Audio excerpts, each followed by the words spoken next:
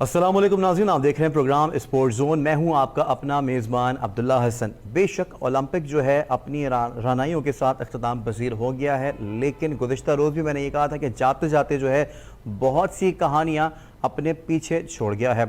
इसी पर आज भी बात करेंगे, लेकिन इंपॉर्टेंट बात यह रहेगी आज की गुफ्तगू के अंदर कि ओलंपिक मुकाबलों में गैर मुतासिर कुन कारकर्दगी क्यों रही, हमेशा ही की तरह फोकस क्यों नहीं किया जा रहा।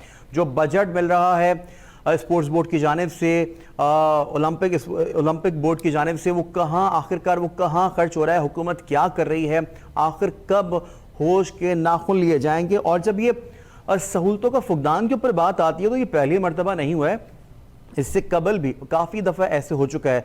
जैसे कि अब तलहा तालिब ने अपनी गुफ्तगू के अंदर पिछले दिनों में ये फरमाया कि तलहा तालिब ये कह रहे हैं कि जब एक एथलीट को प्रैक्टिस करनी होती है, जब वो गेम लगा रहे होते हैं अपनी, जब वो कोशिश कर रहे होते हैं किसी भी इवेंट के लिए, तो उनको एटलीस्ट 3 मरतबा जो है अब अपनी ट्रेनिंग का सिलसिला जारी रखना पड़ता है। एटलीस्ट 3 बार जो है वो अब दिन के अंदर ट्रेनिंग ज़रूर करते हैं। उनको जो वेट है वो घर में चाहिए। अब आने के बाद अब ये फैसला किया जाएगा हुकूमत पंजाब की जानिब से और दीगर इदारों की जानिब से कि इनको इनामात दिए जाएं, लेकिन जिसने ये टाइटल अपने नाम किया नीरज चोपड़ा ने, उसको तो इनामात देने का सिलसिला शुरू हो गया है। उसको जब सहूलतों के लिए अगर बात की जाए, अगर नीरज चोपड़ा की इंडिविजुअल पर्सनैलिटी के हवाले से अगर बात कर ली जाए, नीरज चोपड़ा खुद एक छोटे घराने से बिलोंग करते थे, लेकिन उनकी कंट्री ने उनको सपोर्ट किया। अगर भूख और अफलास की बात की जाए तो इन हिंदुस्तान में भी भूख और अफलास, और आज भी लोग जो है वो रोडों पर सोने पर अब भी मजबूर हैं, लेकिन उसके बावजूद उन्होंने अपने प्लेयर के साथ, अपने खिलाड़ी के साथ इंसाफ किया और आज उसने गोल्ड मेडल ला के दे दिया। इसके ऊपर ज़रूर बात करेंगे और बहुत सी इतनी इंपॉर्टेंट बातें हैं जिन पे आज गुफ्तगू की जाएगी। हमारे साथ मौजूद होंगे ज़बरदस्त किस्म के मेहमान जो कि हमारे साथ मौजूद होंगे। इनाम भट्ट जो कि रेसलर हैं और उन्होंने ओलंपिक भी कम्पीट किया है। अरशद खान साहब जो कि सेक्रेटरी ऑफ फेडरेशन रेसलिंग है, वो भी प्रोग्राम का हिस्सा बनेंगे। उन्हीं के हमरा मौजूद होंगी राबिया शहजाद जो कि वेट लिफ्टर हैं। वो बताएंगे कि किन किन मुश्किलात का सामना करना पड़ता है किसी भी वेट लिफ्टर को किसी भी कंपटीशन के अंदर, किसी भी इवेंट के अंदर पार्टिसिपेट करने के लिए, और किन किन चीज़ों की ज़रूरियात होती हैं इन खिलाड़ियों को। और उन्हीं के हमरा मौजूद होंगे बदियुज़्ज़मा जो कि इन खिलाड़ियों के लिए अपनी आवाज़ बुलंद करेंगे। यहाँ पर वक्त ब्रेक का, हमारे साथ जुड़े रहिए, इन तमाम तर चीज़ों के ऊपर आज डिस्कस करेंगे।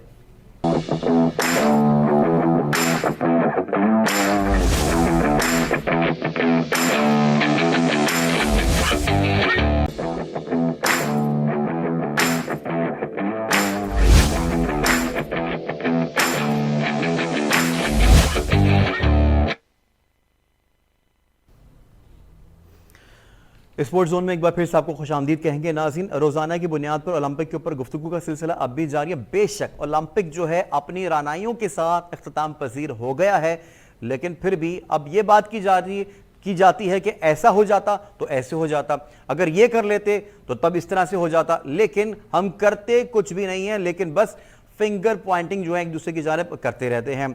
अब बात आज ये करेंगे कि पाकिस्तान में खेलों का बजट आखिरकार कहां चला जाता है, किस पर खर्च होता है, हम क्यों इंसाफ नहीं कर पाते अपने खिलाड़ियों के साथ। इसी पर बात करने के लिए इस वक्त हमारे साथ टेलीफोन लाइन पर मौजूद है इनाम भट्ट जो कि रेसलर हैं, और उन्हीं के हमरा मौजूद है मोहम्मद अरशद सत्तार, पाकिस्तान रेसलिंग फेडरेशन के सेक्रेटरी हैं। सर, सबसे पहले अरशद भाई आप ही की जानिब आ जाता हूं। मेरे सवालों के जवाब बड़े सिंपल से होने चाहिए। जैसे मैं सिंपल आपसे गुफ्तगू करूंगा, आपसे सिंपल सवालात करूंगा। अब बड़ी आसान सी बात है कि पाकिस्तान में खेलों का बजट कहां चला जाता है, किस पर खर्च होता है, और क्यों खिलाड़ी वैसे बन के उभर के नहीं सामने आ पाते। बिस्मिल्लाहिर्रहमानिर्रहीम। देखिए जी, मैं सबसे पहले तो आपका शुक्रिया अदा करता हूं कि आप लोगों ने मुझे लाइन पे लिया। सर, बात यह है कि पाकिस्तान के अंदर स्पोर्ट्स का कोई गवर्नमेंट की तरफ से कोई सिस्टम नहीं। अंग्रेज का बनाया हुआ सिस्टम जरूर मौजूद है जो कि एक क्लब से लेके ऊपर पाकिस्तान स्पोर्ट्स बोर्ड तक है,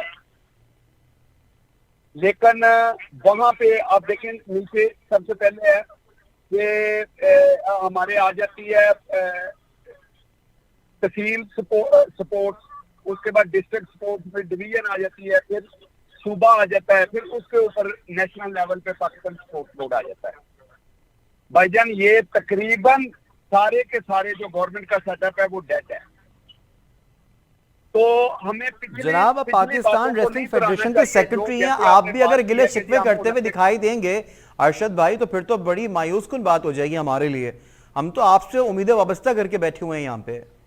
सर मेरी बात सुनिए, मैं आपको बताता हूँ, पाकिस्तान के अंदर ये जो अदारे जिनका मैंने नाम लिया है ना जी, ये फंडिंग करने वाले अदारे हैं। ठीक है। ये मसला ये बन गया है कि जितनी पाकिस्तान के अंदर एसोसिएशन नीचे से लेके क्लब लेवल से लेके फेडरेशन तक और उसके बाद पाकिस्तान ओलंपिक एसोसिएशन, ये जितनी भी हैं इनको ये फंडिंग करने वाला अदारा है। ठीक है। ये टेक्निकल लोग हैं। आपको पता है कि जब तक पैसे नहीं होंगे, जब तक फंड नहीं होगा, तो ये लोग काम किस तरीके से करेंगे। सबसे बड़ा मसला ये है कि जितने हमारे फंडिंग करने वाले अदारे हैं वो समझते हैं कि हम अपनी जेब से इन लोगों को पैसे दे रहे हैं, तो हमने इन लोगों को बुलाना ही नहीं है। हमारा एसोसिएशन पे भी, हमारा फेडरेशन पे भी, हमारा पाकिस्तान ओलंपिक एसोसिएशन पे भी हमारा कब्जा होना चाहिए। ये लोग हैं खपो खिताबत करने वाले, टेक्निकल असिस्टेंस देने वाले। ठीक है, ठीक है। आपने अपनी शिकायत सामने रखी, आपने अपना गिला किया, शामिल गुफ्तगू कर लेते हैं इनाम भट्ट साहब को। इनाम भट्ट साहब, आप इत्तेफाक कर, इनाम भट्ट 2 मिनट में मेरी गुफ्तगू खत्म हो लेने दे, क्योंकि मैं ड्राइव कर रहा हूँ सर, मैं कसूर से आ रहा हूँ, बैटरी भी इसकी कम है। चले आप कंप्लीट, इनाम भाई आप फिर आप सुन लीजिए, फिर तफसीली तौर पे फिर आप बात कर लीजिएगा, ठीक है।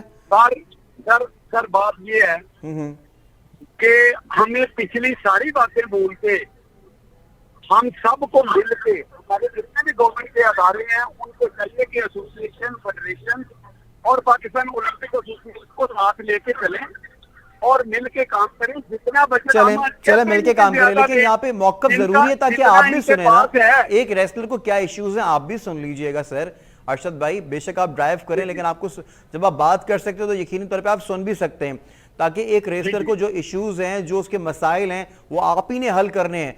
जी इनाम भाई, आप इत्तेफाक करते हैं इनकी गुफ्तगू से? बिस्मिल्लाहिर्रहमानिर्रहीम। देखें, जो अरशद साहब कह रहे हैं मैं इनकी बात से एग्री करता हूँ। एक कुछ चीजें जो है ना हमें देखनी पड़ेगी कि एक किस किस बंदे का क्या क्या रोल है और वो कहाँ कहाँ पर हमारी तरफ से नेग्लिजेंस हो रही है। तो सबसे पहले तो जो सर ने बात की है कि हमारे डिस्ट्रिक्ट लेवल और तहसील लेवल से खिलाड़ी निकलते हैं, बिल्कुल ऐसे ही होता है। तो हमारे पास एक, जब हम नेशनल लेवल का इवेंट खेलते हैं तो उस वक्त हमारी जो जिम्मेदारी होती है वो आ जाती है पाकिस्तान रेसलिंग फेडरेशन के पास। उससे पहले जब हम डिस्ट्रिक्ट लेवल पे होते हैं, अपने तहसील लेवल पर, सिटी लेवल पर होते हैं, उस वक्त जिम्मेदारी होती है हमारे सिटी में जो हमारे डीओ हैं, टीओ हैं, उनकी जिम्मेदारी होती है। उसके बाद जब हम पंजाब लेवल पर, प्रोविंशियल लेवल पर आ जाते हैं तो फिर हमारे सूबे की जिम्मेदारी होती है। और उसके बाद जब हम सूबे से आगे निकल के नेशनल लेवल पर खेलते हैं तो उस वक्त जिम्मेदारी बन जाती है पाकिस्तान रेसलिंग फेडरेशन की, या जो भी हमारी नेशनल फेडरेशन होती है उसकी जिम्मेदारी बनती है। तो अब हमने देखना यह है कि पाकिस्तान रेसलिंग फेडरेशन अपने मामलात को कैसे चलाती है, क्योंकि पाकिस्तान रेसलिंग फेडरेशन के जो एम्प्लॉयज हैं या जो पूरी फेडरेशन है, इसमें किसी तरीके से तो अपने मामलात को चलाना है ना। तो सबसे पहले तो बात यह है कि हम ये देखें कि पाकिस्तान रेसलिंग फेडरेशन के पास कितना बजट आ रहा है और वो कहां पर सर्व कर रही है। सही। तो आपको मैं एक बड़ी मजे की बात बताता हूं कि जो पाकिस्तान रेसलिंग फेडरेशन की सालाना ग्रांट है, एक साल में इन्हें 15 लाख रुपए के करीब रकम मिलती है, जिसमें से फेडरेशन ने अपना टैलेंट हंट प्रोग्राम भी चलाना है, जिसमें फेडरेशन ने अपना नेशनल इवेंट भी कराना है, और जिसमें इंटरनेशनल फीसें भी देनी है, जिसमें फेडरेशन की फीस है, जिसमें खिलाड़ियों की फीस है, जिसमें हमारे रेफरीज के लाइसेंस रिन्यू करवाने हैं। तो आप तो फेडरेशन से उसी चीज का हिसाब मांगेंगे कि जनाब 15 लाख मिले तो कहां गया। तो फेडरेशन वाले भी अपनी जगह ठीक बात कर रहे हैं। अर्शद साहब ने जैसे बात की कि 15 लाख आपको पूरा मिलता है, उसमें से 6-7 लाख रुपया तो हमारी फीस ही चली जाती है।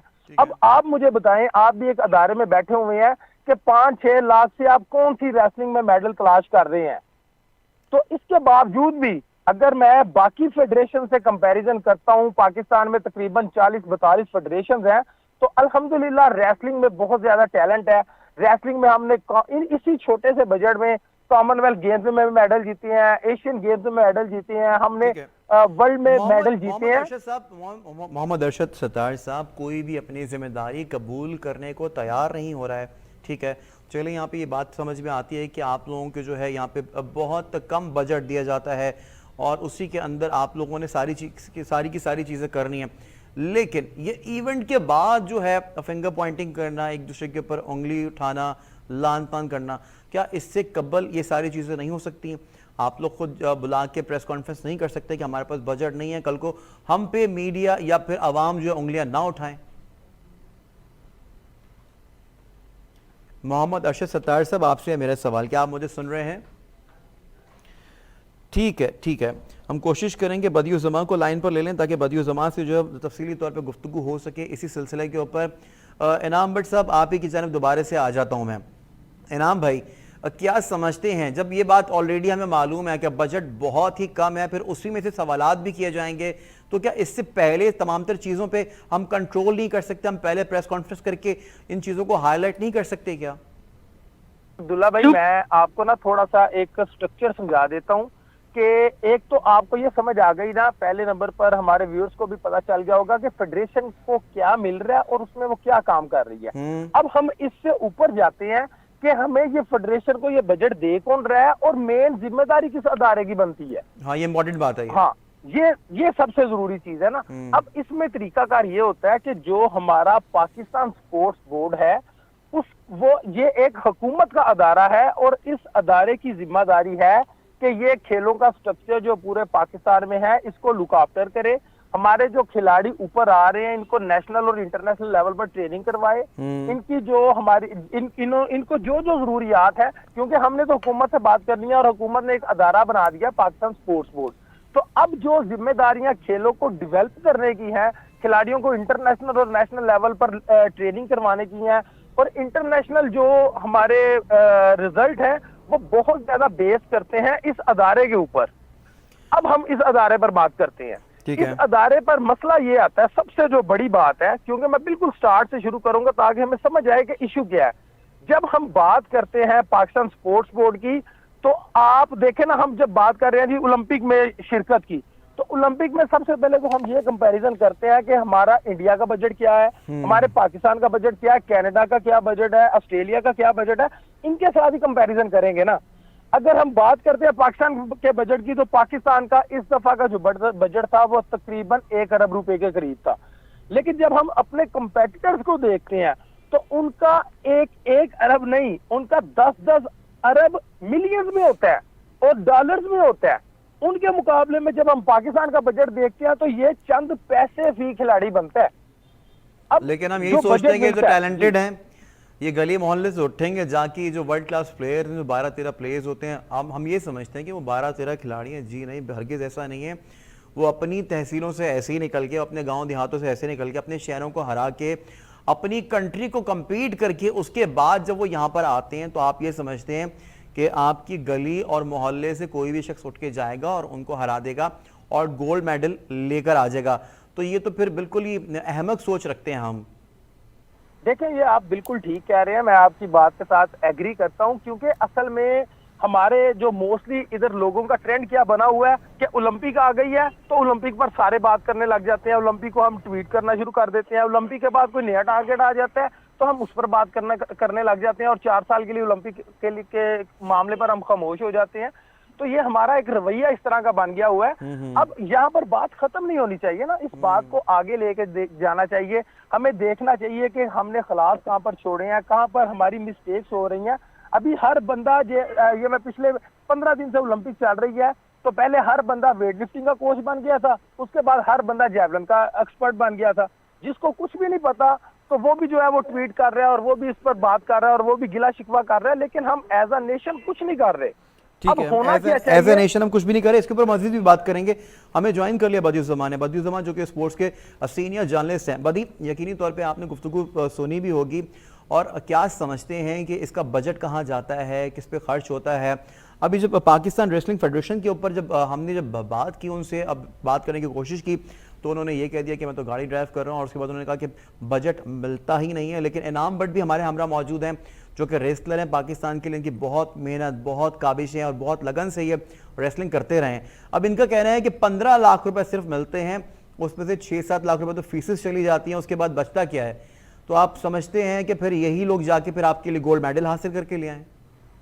देखिए अभी जो साहब बात कर रहे थे, क्योंकि मैं तो आपको लेट ज्वाइन किया, मुझे नहीं पता कि कौन साहब है, नाम अगर मुझे पता हो तो मैं इनको कोड करके बात करूंगा। देखिए जब भी आप इन्होंने कहा कि मैं आपको पहले बता देता हूँ, हमारे साथ मौजूद थे मोहम्मद अशरफ सत्तार साहब, जो कि पाकिस्तान रेसलिंग फेडरेशन के जो हैं इस वक्त सेक्रेटरी हैं राइट नाउ, और इनाम भट्ट जो कि रेसलर हैं वो भी इस वक्त हमारे साथ मौजूद है। इनाम भट्ट को सदारती अवार्ड से भी नवाजा जा चुका है। मैं आपको जरा इनकी काबिशों के हवाले से बता दूं, प्राइड ऑफ परफॉर्मेंस मिल चुकी है, 3 टाइम वर्ल्ड चैंपियन है, गोल्ड मेडल है। मेरी बातचीत भी है उससे, तो मैं बात करता भी रहता हूँ। तो आप तो ये बिल्कुल आप सही कह रहे हैं। देखिए मसला ये है कि इन्होंने अभी बात की कि ओलंपिक शुरू होता है तो ओलंपिक से बात होना शुरू हो जाती है, जब क्रिकेट शुरू होता है तो क्रिकेट की बात शुरू हो जाती है। लेकिन सबसे बड़ी बात ये है कि बात उसी खेल की होगी जब वो खेल शुरू होगा। हमें तो नहीं मालूम कि ओलंपिक 4 साल बाद होना है और आप 4 साल तक क्या करते रहे। क्या पाकिस्तान ओलंपिक एसोसिएशन जो है वो 4 साल तक इतना प्रोग्राम नहीं बना रही होती कि हमारा कौन सा एथलीट जो है वो जाकर ओलंपिक में पार्टिसिपेट कर सकता है? मुझे बताएं, हम हमेशा से हम जो है वाइल्ड कार्ड में जाते रहे। एक ही हमारा जो प्लेयर इस बार जो निकला वो अपनी परफॉर्मेंस के बाद जो है वो उसने क्वालिफाई किया और वो जेवलिन थ्रो में जाके गया। तो मुझे बताएं कि सबसे बड़ी बात है कि पाकिस्तान स्पोर्ट्स बोर्ड क्या कर रहा है। पाकिस्तान ओलंपिक एसोसिएशन जो 17 साल से आरिफ हसन साहब जो है वो सीट पर बरजमान है, उन्होंने कहा कि हम सिस्टम बनाने में कामयाब नहीं हुए। मुझे ये बताएं, वो 17 साल से का सिस्टम नहीं बना पाए तो हम कैसे जाके वहाँ ओलंपिक में जाएं? और ये भी इन लोगों से जो अपनी मदद आपके तहत जो है वो ट्रेनिंग करते हैं, अगर इनको लाहौर से फैसलाबाद जाना पड़ता है, फैसलाबाद से इस्लामाबाद जाना पड़ता है, तो ये अपने पैसों पर जो है वो वहाँ के सफर करके फिर आपको जीत की आप इनसे वो कर लेते, उम्मीदें लगा लेते हैं। तो मेरे ख्याल में ऐसा नहीं होना चाहिए। जो भी इवेंट होता है उस पर बात जरूर होगी। रेसलिंग में हम इसमें कोई शक नहीं है, इनाम भट्ट से हमारी बात होती है। इनाम भट्ट नो डाउट इसने जो है पाकिस्तान का नाना से एशियन गेम में, साउथ एशियन गेम में बहुत सारे मेडल इसके पास हैं। और सबसे बड़ी बात यह है कि फेडरेशन को स्पोर्ट बोर्ड कोई ताउन नहीं करता। स्पोर्ट बोर्ड जो पैसे देता है, अब सही कहा उन्होंने कि अगर 15 से 20 लाख रुपए मिलेंगे तो 15 से 20 लाख रुपए आप नेशनल चैंपियनशिप नहीं खेल सकते। आप जो है ओलंपिक्स में जाके या किसी एशियन या इंटरनेशनल इवेंट में कैसे पार्टिसिपेट कर सकते हैं? तो ये यहाँ पर पाकिस्तान ओलंपिक एसोसिएशन और तमाम फेडरेशन जो हैं इनको पाकिस्तान स्पोर्ट बोर्ड से बात करनी पड़ेगी कि अगर आपको एथलीट से कोई जो है वो रिजल्ट चाहिए। अच्छा बदिए, अब एक अजीब सी चीज दिखाई दे रही है कि पाकिस्तान ओलंपिक एसोसिएशन और पाकिस्तान स्पोर्ट बोर्ड आपस में जो है झगड़ रहे हैं, आपस में एक दूसरे के ऊपर जो है उंगलियां उठा रहे हैं, लान तान कर रहे हैं। तो ये मसले का तो हल तो नहीं है। मैं आपकी जानिब आ जाता हूँ इनाम भट्ट। इनाम भट्ट इस वक्त जो है वजीर आजम पाकिस्तान इमरान खान जो है वो खुद एक एथलीट रह चुके हैं, खुद एक स्पोर्ट्समैन रह चुके हैं। ये बहुत बेहतरीन प्लेटफॉर्म है स्टार न्यूज़ की जानिब से आपके लिए। इस वक्त आप क्या चाहते हैं, क्या समझते हैं कि उनसे आपका क्या मुतालबा होना चाहिए कि आइंदा आने वाले दिनों में हम 5वीं या 6ठी या 4थी पोजीशन पर ना आए, बल्कि हम खुद भी गोल्ड मेडल हासिल करने की जरूरत रखते हैं? जी नाम, क्या मुझे सुन रहे हैं आप? बदी, क्या आप मेरे साथ टेलीफोन लाइन पर मौजूद हैं?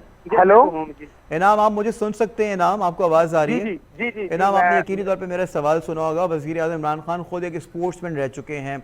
वो कहते हैं कि 20 साल उन्होंने खुद क्रिकेट खेली और वर्ल्ड टाइटल भी अपने नाम किया उनके दौर में। लेकिन अब आइंदा आने वाले दिनों के अंदर, अब मैं आपसे ये मेरा सवाल है कि जो स्पोर्ट्समैन यहाँ पे मेहनत कर रहे हैं, इतनी पूरा दिन मेहनत करते हैं इवेंट्स के लिए, उनके लिए क्या मुतालबा होना चाहिए कि आइंदा आने वाले दिनों में हम 5वीं या 4थी या 6ठी पोजीशन पर ना आए? देखें, जरूरत इस चीज की है भाईजान कि सबसे पहले ना हमें 2 से 3 किस्म के हमें अपने प्लान बनाने पड़ेंगे। 2 से 3 किस्म के प्लान जो है उनको टारगेट करना पड़ेगा। क्योंकि सबसे पहले मैं आपको ये बता दूं कि ओलंपिक जो है वो 4 साल बाद होती है, लेकिन इस दफा 4 साल नहीं है, हमारे पास 3 साल है। क्योंकि 2021 में कोविड की वजह से ओलंपिक हुई है और अगली 2024 में हो रही है, तो 3 साल का टाइम पीरियड है हमारे पास तैयारियां करने का। अब इसमें जो सबसे जरूरी चीज है, हमें ब्लेम गेम से निकलना होगा। हमें जितने भी हमारे बड़े और मेजर अदारे हैं, जैसे पाकिस्तान ओलंपिक एसोसिएशन है, हमारी नेशनल फेडरेशन है और पाकिस्तान स्पोर्ट्स बोर्ड है, पंजाब स्पोर्ट्स बोर्ड है, इन सबको अपनी अपनी जिम्मेदारियां संभालनी होगी और सबको मिलकर एक टीम बनकर काम करना होगा। और जो सबसे पहले ओलंपिक आ रही है 2024, इसके लिए सबसे जरूरी जो चीज है पंजाब हुकूमत ने ऐलान तो कर दिया 10-10 लाख रुपए ऐलान का मतलब के इनाम देंगे वो लोग। क्या ये काफी है इतने पैसे? सर मैं बात कर रहा हूँ, आप ये देखें कि आप सबसे पहले ये देखें कि जो पूरी दुनिया का ट्रेंड सेट हुआ है कि एक ओलंपिक गोल्ड मेडल पर कितना तकरीबन खर्चा आता है। तो जब आप ऑस्ट्रेलिया की तरफ देखेंगे तो वो आपको पता चलेगा जी 15 करोड़ के करीब खर्चा आ रहा है। जब आप इंडिया को देखेंगे और नीरज चोपड़ा को देखेंगे, आपको पता चलेगा कि एक साल में 3 करोड़ रुपए से ज्यादा रकम उस बच्चे पर लगी है। तो इस वजह से वो ओलंपिक गोल्ड हुआ है। तो आप किस तरह 10 लाख के साथ काम चला सकते हैं? 10 लाख एक टोकन मनी हो सकता है, लेकिन इसको आपको पूरा एक सेटअप बनाने की जरूरत है। सबसे पहले जो मेरे ख्याल में चाहिए कि हमें 2024 को हम टारगेट करें, जितने हमारे पास एलीट एथलीट है, जैसे रेसलिंग में आपको इनाम बट मिलेगा, मोहम्मद बिलाल मिलेगा, जैसे आपको वेट लिफ्टिंग में तलहा तालब मिलेगा, नू दस्तगीर मिलेगा, जैसे आपको कराटे में सादी अब्बास मिलेगा। इस तरह से जो हमारे टॉप के खिलाड़ी हैं, 15 से 20 खिलाड़ी, इनको पिक किया जाए जो बिल्कुल वर्ल्ड और ओलंपिक के बिल्कुल करीब है, और इन पर इन्वेस्ट करना सबसे ज्यादा जरूरी चीज है। अगर हम इन खिलाड़ियों की इंटरनेशनल ट्रेनिंग की कोशिश करें, हम इन खिलाड़ियों को फॉरेन कोचिज दें और इन 20-25 खिलाड़ियों को संभाल लें, तो मेरे ख्याल में हमारी 11 माह बाद कॉमनवेल्थ गेम्स हैं, 12 माह बाद एशियन गेम्स हैं, हमने पाकिस्तान में के अंदर ही साउथ एशियन गेम्स करवानी है, और उसके बाद 2023 में ओलंपिक के क्वालिफाई राउंड स्टार्ट हो जाएंगे। तो इन 20-25 खिलाड़ियों से ही आपके क्वालिफाई होंगे और आप मेडल जीतेंगे। बदी आपने यकीनी एक प्लेटफॉर्म पर इकट्ठे बदी, जैसे कि आपने सुन लिया कि कहा कि 3 साल रह गए, आप 4 साल ना समझे, आप 3 साल ही समझे, लेकिन यहाँ पे आप बहुत बेहतरीन तरीके से आप इस बात को बखूबी आप ये जानते हैं कि जब भी कोई इवेंट आता है तो हम 2 से 3 माह पहले ही कैंपिंग करना शुरू करते हैं। बिल्कुल, इनाम बट की बातें बहुत जबरदस्त बात इसने की। देखें, इनाम बट को भी हम उस वक्त जो है वो प्रमोट कर रहे होते हैं जब इनाम बट हमें पता चलता है कि इनाम बट जो है रेसलिंग में किसी इवेंट में खेलने जा रहे हैं, चाहे वो कॉमनवेल्थ गेम्स हो, एशियन गेम्स हो या साउथ एशियन गेम्स हो, हमें उस वक्त पता चलता है। वो भी इनाम हमें बताते हैं कि मैं इस इवेंट पे खेलने के लिए जा रहा हूँ। हमें पाकिस्तान स्पोर्ट बोर्ड के से या इनकी फेडरेशन से कोई ऐसी तरह की पता नहीं चलता कि इनाम भी कोई इवेंट खेलने जा रहा है। मैं एक बार अभी लाहौर में था 2 साल पहले, तो इनाम बट से मेरी वहाँ पाकिस्तान स्पोर्ट बोर्ड में मुलाकात हुई, तो वहाँ पर मैं देखा कि 1-2 घंटे नहीं बल्कि सुबह के और दोपहर के और शाम के सेशन में 3 सेशन में मुझे प्रैक्टिस करते हुए नजर आए। जब खिलाड़ी इतना आपको वो कर रहा है उसको लेकिन सहूलत तो देनी चाहिए। और जिन कमरों में मैं ये ठहरे हुए थे, और मैं तो नहीं कह सकता क्योंकि उस वक्त मेरी इनसे मुलाकात हुई तो मैं उस वक्त नहीं चला सकता था, लेकिन कहने का मकसद है हम उनको वो रूम भी इस तरह के देते हैं कि जहाँ पर ये इंटरनेशनल खिलाड़ी खेलने वाले रहेंगे कैसे। जहाँ तक बात की 10 लाख की कि 10 लाख का इनाम मिलेगा, अरे मेरे भाई 10 लाख का इनाम देके कौन सा वो तीर मार देंगे। 10 लाख अगर स्पोर्ट मिनिस्टर ने दे दिए, 10 लाख अगर स्पोर्ट बोर्ड ने दे दिए, तो अब देने का क्या फायदा। आप जैसे बात होती है मेडल की, तो आप जापान से लेकर ऑस्ट्रेलिया, अमेरिका, इनके देखें कि इनके जो मेडल जीतते हैं खिलाड़ी उनको करोड़ों रुपए, मैं फिगर आपको बताता हूँ, मैंने नोट किए थे कि एक गोल्ड मेडल अगर अमेरिका का प्लेयर जीतता है तो उनको डॉलरों में पैसे मिलते हैं, डॉलरों में, जो हमारे यहाँ करोड़ों में बन जाते हैं। और ऐसा ही हमारा पड़ोसी मुल्क भारत है। अब 3 करोड़ रुपए आप जैसे इनाम बट ने कहा कि उस पे साल पे खर्चा हुआ है, और उसके अलावा उसको अब जो वो जीता है, तो मुझे ये बताएं कि पाकिस्तान जो खाली बीसीसीआई है, भारत क्रिकेट बोर्ड है, उसने खाली उनको 50 लाख रुपए दे दिए। ये 50 लाख रुपया जो क्रिकेट बोर्ड को दे रहा है, वहाँ के तो और लोग उन खिलाड़ियों की बहुत सारी वो करते हैं। लेकिन यहाँ अफसोस के साथ ये कहना पड़ता है कि पाकिस्तान स्पोर्ट बोर्ड का इतना बड़ा इदारा है, वो क्या कर रहा है। फहमीदा मिर्जा से जब हमारी बात होती है तो फहमीदा मिर्जा कहती है कि हमसे कोई राय नहीं ली जाती, हुकूमत से कोई वो नहीं किया जाती, ओलंपिक एसोसिएशन अपने तौर पर सारी चीजें करती हैं। इन चीजों से कैसी बातें कर रहे हैं फहमीदा मिर्जा? अगर अभी आके अगर मीडिया के अंदर अगर बात कर सकती तो इससे कबल भी वो बात कर सकती थी। उस वक्त उन्होंने आवाज क्यों नहीं उठाई? वो कह रही अब पूछा नहीं जाता, अभी भी तो बोलने के लिए आ रही है ना। ऐसा तो हरगिज नहीं है, ऐसा तो मुमकिन हो ही नहीं सकता कि उनकी नॉलेज में चीजें ना हो। आज ही मैं खबर, एक स्टोरी को मैं रीड कर रहा था, 1960 और 1964 के दरमियान 2 ओलंपिक का हिस्सा बने साइकिलिस्ट थे मोहम्मद आशिक। अब वो उसके बाद वो रिक्शा चलाते हुए उनकी डेथ हुई, और अपने रिक्शे के ऊपर उन्होंने एक पिक्चर जो थी वो आवेजा की हुई थी अपनी कि हीरोज का हुकूमत को ख्याल करना चाहिए। तो आप क्या समझते हैं कि जब हम नौकरी नहीं दे पाते, इनका ख्याल नहीं कर पाते, हम नीरज चोपड़ा की तरफ देखते हैं कि नीरज चोपड़ा जीत गया, नीरज चोपड़ा ने 86 और 87 मीटर्स जो है वो उसने अपना नेजा फेंक दिया। नीरज चोपड़ा जैसे ही फ्रंट लाइन पर आया था तो उसको फौरी तौर पर नौकरी भी मिल गई थी। बदी वो आप देखें कि वो इंडियन फोर्स में, आपको ये भी पता हो कि वो इंडियन फोर्स में भी है। और सबसे बड़ी बात यह है कि वो लोग जो हैं वो अपने एथलीट को तैयारी कराते हैं, ना सिर्फ अपने मुल्क में बल्कि आप देखें वो दूसरे ममालिक में, जैसे यूरोप में, जर्मनी में, वहां जाकर उन कंडीशन में उनकी प्रैक्टिस करवाते हैं और उसके बाद उनके खिलाड़ी जो है इवेंट में हिस्सा लेते हैं। तो मेरे ख्याल में अगर आप 5-5, 10-10 लाख रुपए जब खिलाड़ी 5वीं 6ठी पोजीशन में आ जाएगा, उसको देकर उसका हौसला बुलंद कर लेंगे, ऐसा नहीं हो सकता। देखिए आपको जो है यहाँ की जो फेडरेशन है, बिल्कुल सही कहा इनाम बट ने कि फेडरेशन को जो है बिल्कुल पैसे नहीं मिलते। 15-20 लाख रुपए में अगर साल में आप ग्रांट देते हैं तो उसकी ग्रांट का क्या होता है, वो तो नेशनल चैंपियनशिप नहीं खेल सकते, वो एक शहर से दूसरे शहर ट्रेवल नहीं कर सकते। तो मेरे ख्याल में अब अगर ये चीजें अब हो चुकी है, 29 साल हो गए हमें जो है मेडल जीते हुए, और इनफरादी तौर पर अगर मैं बात करूं तो मेरे ख्याल में 1988 में आखिरी बार जो है वो हुसैन शाह ने जो मेडल जीता था, उसके बाद आज तक हम मेडल नहीं जीत सके। तो मेरे ख्याल में ये क्या है, पाकिस्तान ओलंपिक एसोसिएशन क्या कर रही है? सहूलतों का फुकदान है, इनाम देने की तो बातें की जाती हैं लेकिन इनाम नहीं दिए जाते। हमारे साथ टेलीफोन लाइन पर मौजूद है बदिउज़्ज़मा, जो कि सीनियर स्पोर्ट्स जर्नलिस्ट हैं, उन्हीं के हमरा मौजूद हैं बेहतरीन रेसलर जो जिनकी पाकिस्तान के लिए बहुत ज़्यादा काविशें हैं, इनाम बट। नाज़रीन, गुफ्तगू का सिलसिला अब भी जारी है, कहीं मत जाइए, यहाँ पर वक्त हुआ ब्रेक का।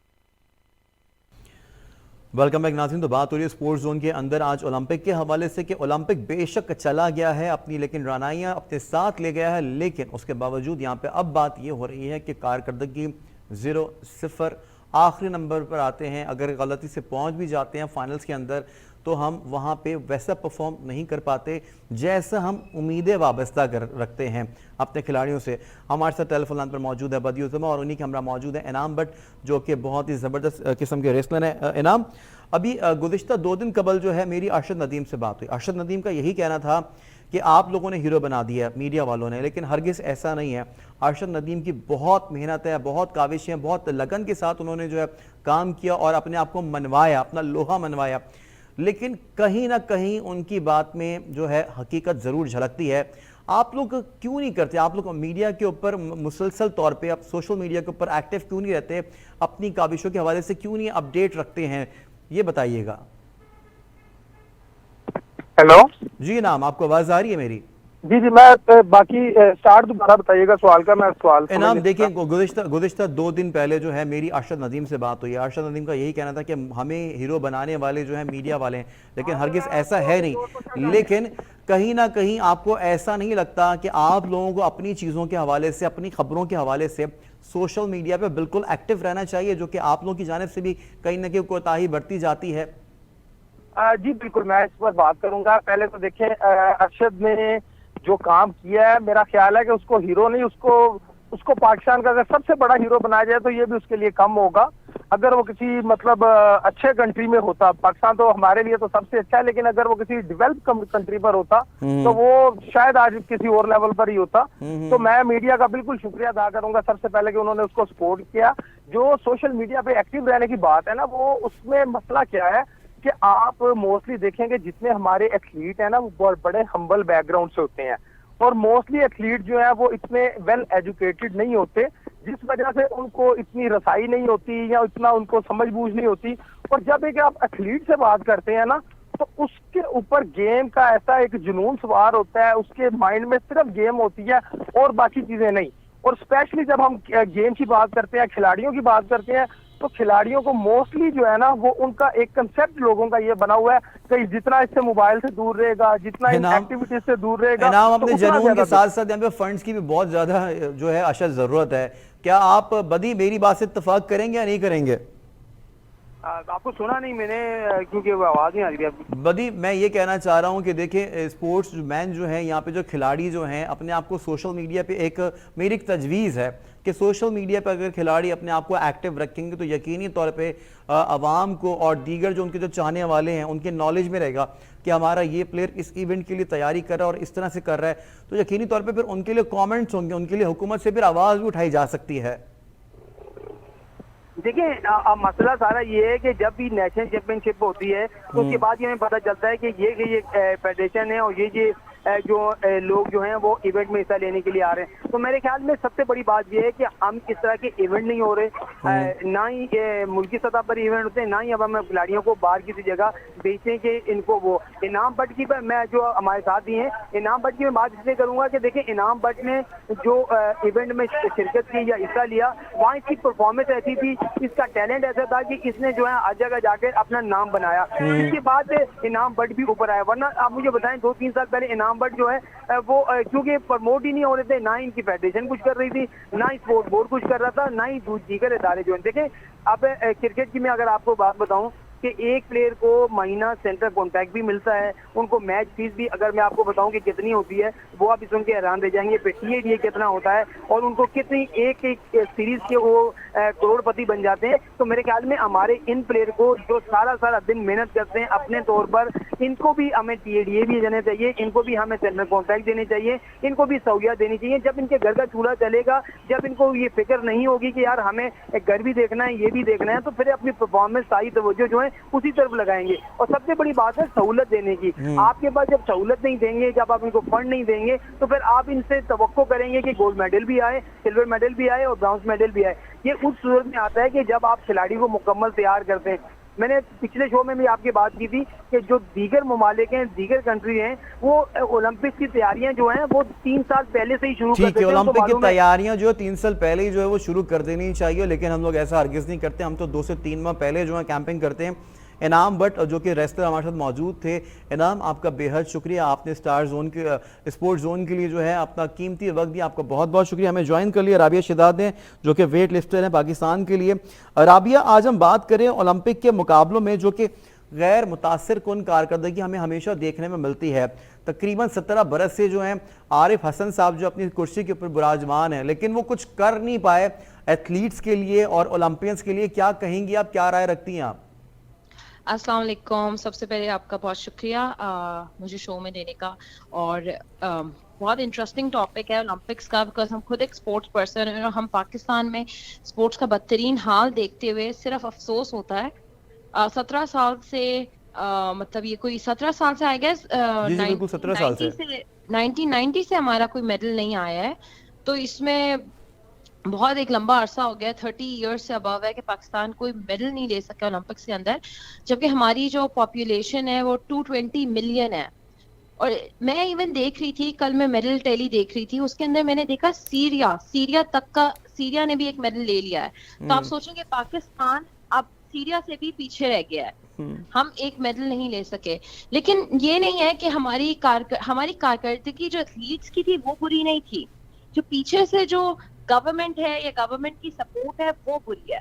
वो अगर हम बेहतर करें तो मेडल लेना आई डोंट थिंक को इतना मुश्किल है, क्योंकि आप तला तालिब की और अरशद नदीम की अगर परफॉर्मेंस देखें तो दुनिया में 5वां नंबर आना कोई आसान बात नहीं है। जिस तरीके से और जिस हाल में वो लोग ट्रेनिंग कर रहे हैं बगैर फैसिलिटीज के, उसमें भी 5वां नंबर आ जाना बहुत एक बड़ी अचीवमेंट है मेरे मुताबिक। अच्छा, जब भी किसी भी कंपटीशन के लिए, किसी भी इवेंट के लिए जब भी आप लोग तैयारी करते हैं, तो आप लोग कितनी ट्रेनिंग दिन में करते हैं? राबिया, आपसे ये जानना चाहूँगा, और आपको किन किन चीज़ों की आप लोगों को ज़रूरत होती है और किन किन सहूलियात का फुकदान रहता है, ये भी ज़रा बताइएगा। ये जो ट्रेनिंग होती है वो हर स्पोर्ट की डिफरेंट होती है। जैसे कार्डियो स्पोर्ट्स होते हैं, जैसे आपका रनिंग हो गया, बैडमिंटन हो गया, इसमें ट्रेनिंग आवर्स बहुत लंबे होते हैं, मतलब ट्रेनिंग आपकी 6 to 8 आवर्स की भी पर डे होती है।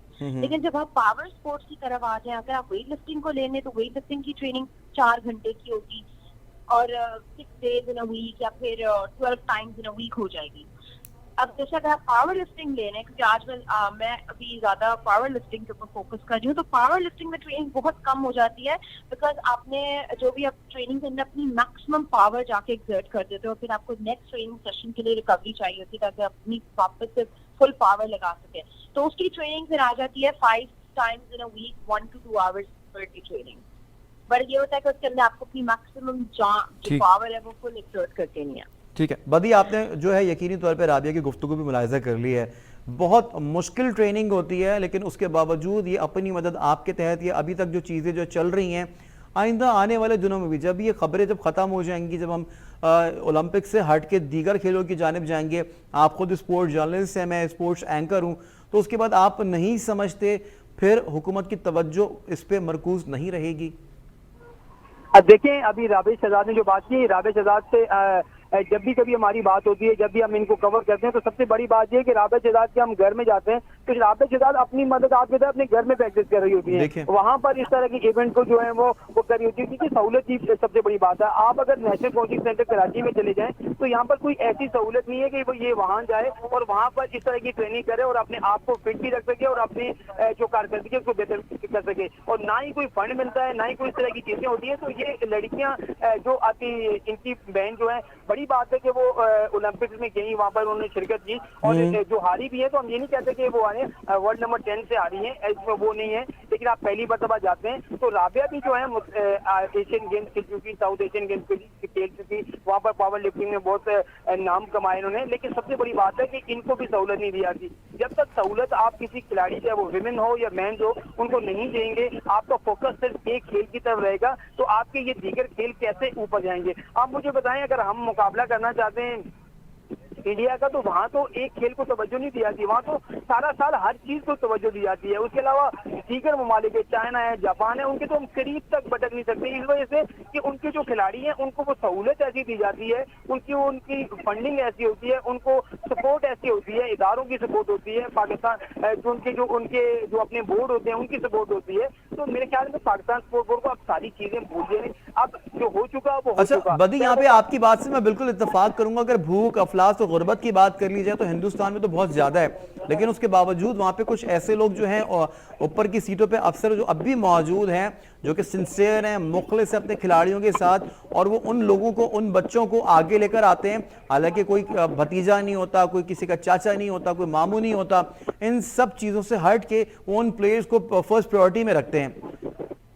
बिल्कुल आपने सही कहा। देखें ना, आप देखेंगे एक खेल के सेक्रेटरी जो है, अगर वो कोच बन के चले जाएंगे तो फिर रिजल्ट क्या आएगा आपके सामने है। दूसरा जो है, एक एथलीट जो है वो खुद जब वो कहती है कि मैंने पिछले 1 साल से कोई ट्रेनिंग नहीं की, तैयारी नहीं की, उसको आप जो है ओलंपिक्स में लेके चले आते हैं इतने बड़े इवेंट में। तो सबसे बड़ी बात क्या है, ये सिर्फ दोस्ती है, पर्ची है, क्या है? इन चीजों से आपको निकलना पड़ेगा। अगर आपने लोगों को टूर कराने हैं, आप लोगों ने लोगों को सैर करानी है, फिर तो सही है, आप इसमें लगे रहें। लेकिन अगर आपने पाकिस्तान का सब दिलारी परचम दूसरे ममालिक में जाके बुलंद करना है, तो फिर आपको इन खिलाड़ियों को सहूलियात देना पड़ेंगी, चाहे वो वेट लिफ्टिंग में राबिया शहजाद हो, बैडमिंटन में माहूर शहजाद हो, या फिर अपना जेवलिन थ्रो में अरशद नदीम हो या आला तालिब हो।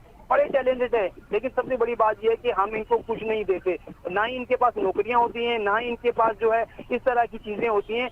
तो वो क्या करेंगे? जब तक इनको पास नौकरियां नहीं होंगी, जब तक इनको पाकिस्तान स्पोर्ट्स बोर्ड या ओलंपिक एसोसिएशन या इनकी अपनी फेडरेशन जो है इनको सपोर्ट नहीं करेंगी, तो ये आगे कैसे जाएंगे? सब बेशक ये आगे कैसे जाएंगे। राबिया, आपके पास बेहतरीन प्लेटफॉर्म है इस वक्त गुफ्तगू करने के लिए और कोई भी मुतालबा करने के लिए कि खिलाड़ियों के लिए हुकूमत पाकिस्तान को इस वक्त क्या करना चाहिए, अगला स्टेप क्या रखना चाहिए। अगर आपके पास कोई तजवीज़ है, मसले का हल है, तो प्लीज शेयर विद अस।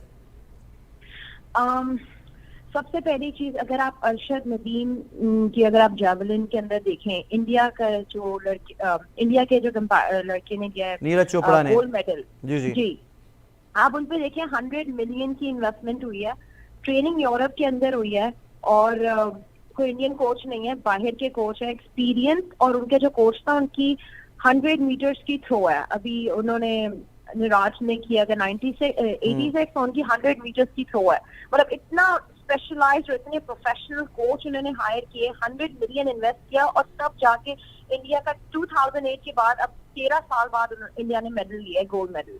तो ऑब्वियसली अगर हमारी गवर्नमेंट चाहती है कि अगले 2024 ओलंपिक्स में पाकिस्तान का मेडल आए आफ्टर 35 ईयर्स, तो उसके लिए आपको इतनी मिलियंस की इन्वेस्टमेंट करनी पड़ेगी अपने 2 एथलीट्स के ऊपर। अभी हमारे पास सबसे अच्छा जो एसेट पड़ा है वो तलहा तालिब है और अरशद नदीम है, और ओलंपिक्स अभी नेक्स्ट जो है वो 3 साल बाद ही है। तो गवर्नमेंट को इन दोनों, किसी और भी करे नहीं करे, लेकिन इन दोनों चीज पे फौरी इन्वेस्टमेंट करनी चाहिए, उनको बाहर की प्रोफेशनल ट्रेनिंग और कोच देना चाहिए। जी अबदी, आपने सुन लिया कि इनके ऊपर तो यकीनी तौर पे जो है हमें बहुत ज़्यादा फोकस रखने की ज़रूरत है। राबिया का भी यही कहना है, लेकिन दीगर कुछ प्लेयर्स ऐसे भी हो सकते हैं जो कि पर्ची सिस्टम की वजह से आगे नहीं आ पाए, उनको भी निखारने की आप ये नहीं समझते कि बहुत ज़्यादा ज़रूरत है? अगर हम बात कर लेते हैं यहाँ पे अरशद नदीम के हवाले से और नीरज चोपड़ा के मुकाबले के हवाले से। नीरज चोपड़ा अपने हर थ्रो के ऊपर वो बहुत ज़्यादा कॉन्फिडेंट थे। यहाँ वो थ्रो करते थे, फौरी तौर पे मुड़ के वो अपने हाथ उठा दिया करते थे कि उनकी थ्रो बहुत आगे तक जाएगी। तो ये कॉन्फिडेंस लेवल भी जो है बढ़ाने की बहुत ज़्यादा ज़रूरत है अपने प्लेयर्स के अंदर। बदी, सबसे बड़ी बात ये आपने जो बात की ना, सबसे बड़ी बात होती है एक प्लेयर को अपने ऊपर एतमाद, और दूसरा जो है उसको एतमाद होता है कि यार मुझे अगर अपने हुकूमत ने या हमारे जो इदारों ने इतनी सपोर्ट की है तो मुझसे उन्होंने उम्मीदें भी लगाई होंगी, और अगर मैं उनकी उम्मीदों पर नहीं उतरा तो उनके दिल टूट जाएंगे। आपको मालूम है कि यही होता है। लेकिन पाकिस्तानी जो नदीम का बेचारा, अब मुझे देखें वो जिस तरीके से थ्रो कर रहा था, वो अपनी भरपूर कोशिश कर रहा था, वो जो ही चाह रहा था, क्योंकि उसको यहाँ भी बैठे लोग बड़ी बड़ी स्क्रीनों पर देख रहे थे, टीवी चैनल सारे उसके ऊपर लगे हुए थे। लेकिन सबसे बड़ी बात ये देखे ना कि उसने जो आखिरी दम का मुकाबला किया, अगर मेरे ख्याल में उसके दो थ्रो ठीक है बदी, वक्त की निहायत किल्लत है, वरना आपसे मजीद भी इसके ऊपर बात करते हैं। नाज़रीन, हमारे साथ मौजूद थे इनाम बट साहब जो कि रेसलर हैं, मोहम्मद अरशद सत्तार साहब जो कि पाकिस्तान रेसलिंग फेडरेशन से ताल्लुक था, उनका सेक्रेटरी हैं। राबिया शहजाद साहिबा, आपका बेहद शुक्रिया। वेट लिफ्टर हैं बदियो जमा जो कि सीनियर स्पोर्ट्स जर्नलिस्ट हैं, आपका भी बेहद शुक्रिया। नाज़रीन, बात करिए आज हमने ओलंपिक के हवाले से, जो कि गैर मुतासिर कुन कारकर्दगी हमेशा की तरह अब भी दिखाई दी, और जो खर्चा है कहाँ जाता है, किस पर होता है, इस सवाल का जवाब मैं ढूंढ रहा था जो कि अब भी मुझे नहीं मिला। अपने मेज़बान अब्दुल्ला हसन को दीजिए इजाज़त। अल्लाह हाफिज़।